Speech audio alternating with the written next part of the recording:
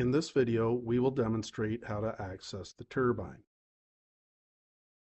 Prior to accessing the turbine, please ensure that you have used the bypass tool to close both the outlet and inlet bypass valve knobs and depressurize the system. Then push the red secure clip holding the valve body and bypass valve in place from underneath and lift it up and set it aside. Then repeat this process for the other side. Then wiggle the valve body away from the bypass valve and plumbing. This will expose the turbine located in the outlet port of the valve body. To remove the turbine, first use either a flathead screwdriver or pliers to pry the nose cone retainer out of the outlet port. Please make note of the small white rubber ball located in the center of the nose cone retainer. It is important not to lose this ball as it can easily fall out. The purpose of the ball is to prevent the turbine from rubbing against the retainer. The stainless pin in the center of the turbine rests directly on this white ball.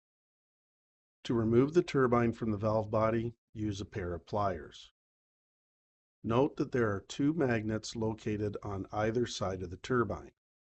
These magnets allow the control valve to measure the water volume passing through the unit. As the turbine spins, the meter cable tip detects the magnets to track the total number of gallons that have passed through the unit. You'll then want to clean the outlet port of any buildup or debris that may have caused the turbine to jam.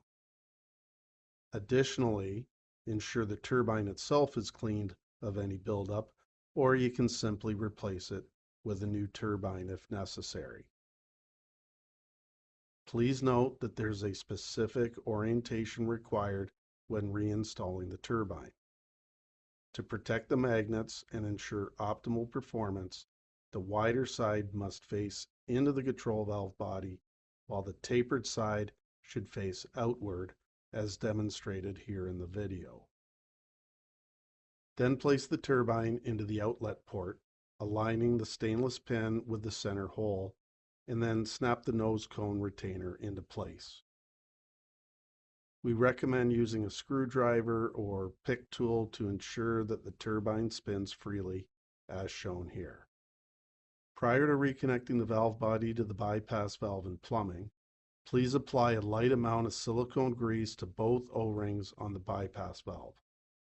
Once lubricated, push the components together and secure them into place using the two red clips.